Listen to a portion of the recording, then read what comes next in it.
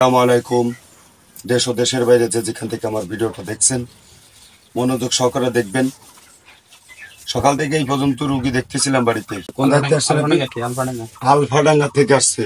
আলফাডাঙ্গা গেলাম বাজনা বাজরা অর্থাৎ আলফাডাঙ্গা আগে আমি দেখছিলাম আপনাকে।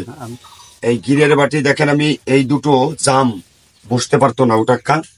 এই একটা জাম, এই একটা জাম, দুটো এটা ঝাড়ছি কেবল, এখানে ঝাড়তেছে। এটা এই বাটিটা ঘোরে না, এই জামটারে ছাড়াচ্ছি বা আগে একদিন ছাড়াই দিছি বলে এখন নামাজ কালাম পড়তে পারেন, বসতে পারেন। আগে তোর বসতে পারতেন না, আগে বসতে পারতো না, হাই কমোটে বসতে হতো, বসতে পারতো না। উপরওয়ালার রহমতে আপনার তো দশের দোয়াই আমি ভালো করছি না বাজান, আমি ভালো করি না, আমার হাতের উসিলাই আল্লাহ পাক রব্বুল আলামিন ভালো করছে। এখন নামাজ পড়তে পারে, হাই কমোটে বসা লাগে না।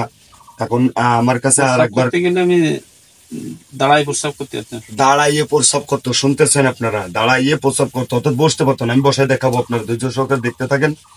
আমি গিরের বাটিটা আগে একদিন ঝাড়িয়ে ইজি করছি, আর আজকে কিন্তু চলে আসছে মোটরসাইকেল নিয়ে আমার কাছে। ধৈর্য সহকারে দেখতে থাকেন। আমি আপনাদের, আমার বাড়ি কিন্তু বাঙ্গাসুরা বাড়ি ফুটো সাল সাংবাদিক পর্যন্ত আছে। আমি যদি একটা প্যারালাইসিস রুগী যেগুলো আপনারা ফেসবুকে দেখেন, যদি আমি জানতামই যে আমার হাতে রুগীগুলো ভালো হবে, একটা রুগীর পিছনে যদি আমি 10,000 20,000 করে নিতাম, 5তলা বিল্ডিং থাকতো, সবচেয়ে ধনী থাকতাম। আমি লোভ লালসা করি না, আমি সীমিত ঝাড়ানোর পয়সাও আমি নিই না। কষ্ট করি, শ্রম দিই, ঝাড়াই, গাছগাছালি অনেকের দিয়ে থাকি। আমার বাড়িতে আসে চোখে ছানির জন্য বিভিন্ন বিষয় নিয়ে। আমি কিন্তু গাছ বাবদে কোনো টাকা নিই না। আমি নেই যে টাকায় দিয়ে কিনে যে গাছ ধারা আমি চালাই, এই গাছ জ্বালানোর তেলের টাকাটা আমি নিয়ে থাকি। এই যে কষ্ট করতেছি দেখেন, ঘাম জড়িয়ে গেছে। আমার বাড়ি হোক বা পৃথিবীর যে জায়গায় যাই না কেন, ঝাড়ানো আমি ফাও, আমি শ্রম দেবো শরীরের ফাও। কিন্তু আমার গাছ জ্বালানোর তেলটা যদি ফাও দিই, তাহলে তো আমার বিক্রি রেখে দিবে না। ওই দোকানেতে কিনে নিয়ে আসলাম, সেটা তো আমার ফাও দেয় না কেউ।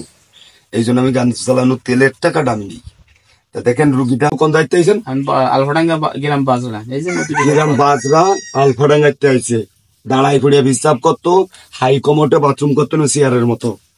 হ্যাঁ, এইবার দেন বসতে পারে কি না।